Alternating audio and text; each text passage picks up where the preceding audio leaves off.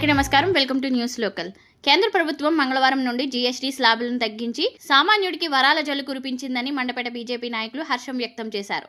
ఈ సందర్భంగా సోమవారం జరిగిన కార్యక్రమంలో ప్రధాని మోదీ, కేంద్ర ఆర్థిక శాఖ మంత్రి నిర్మలా సీతారామన్లకు కృతజ్ఞతలు తెలిపి వారి చిత్రపటాలకు పాలాభిషేకం చేశారు. బీజేపీ మండపేట పట్టణ అధ్యక్షులు నాలంపని ప్రకాష్ ఆధ్వర్యంలో జరిగిన ఈ కార్యక్రమంలో పలువురు మాట్లాడుతూ 2017లో జీఎస్టీని ప్రవేశపెట్టి వస్తువులపై పన్నులు అన్ని రాష్ట్రాల్లోని ఒకే విధంగా ఉండేలా చేసి మన ఆర్థిక వ్యవస్థను బలోపేతం చేయడం జరిగిందని, మేక్ ఇన్ ఇండియా నినాదంతో మన దేశంలో వస్తువు తయారీ రంగం ఎంతో అభివృద్ధి చెంది దేశ జీడీపీ పెరిగిందన్నారు.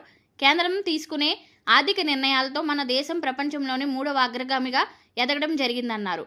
ఇప్పుడు మనం పరిస్థితులు మెరుగుపడడంతో ఆ జీఎస్టీని తగ్గించి పేదవారికి అందుబాటు ధరలో వచ్చే విధంగా చేయడం శుభప్రదమన్నారు.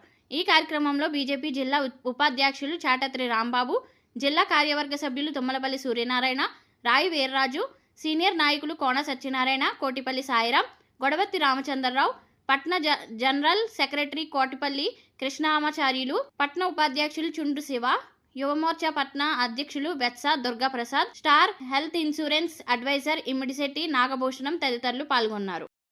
కేంద్ర ఆర్థిక మంత్రి నిర్మలా సీతారామన్ దేశ ప్రజలకు జీఎస్టీ తగ్గించి సామాన్య మధ్యతరగతి ప్రజలకు ఊరట కలిగించడం చాలా అభినందనీయం.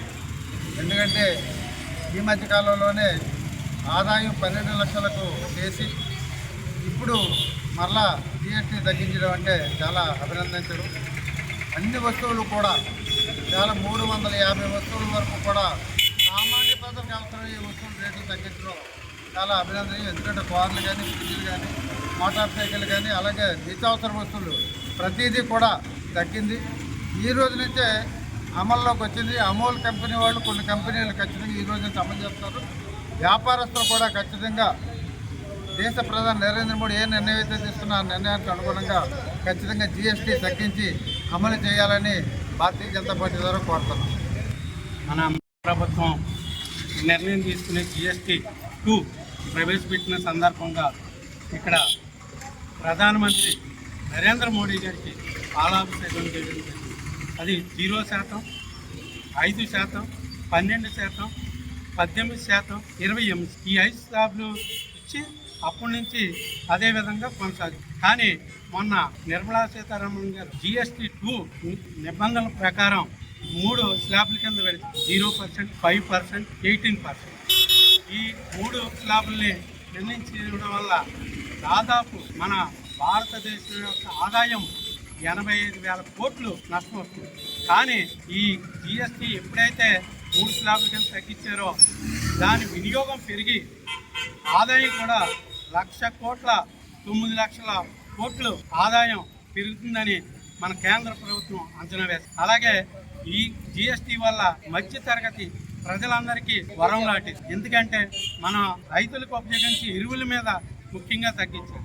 అలాగే డీజిల్, పెట్రోల్ మీద కూడా జీఎస్టీలో తీసుకురావాలన్నారు. కానీ కొన్ని రాష్ట్ర ప్రభుత్వాలు అంగీకరించడం పోవడం వల్ల దాన్ని కేంద్ర ప్రభుత్వం పెట్రోల్, డీజిల్ కూడా జీఎస్టీలో తీసుకురాలేకపోతుంది.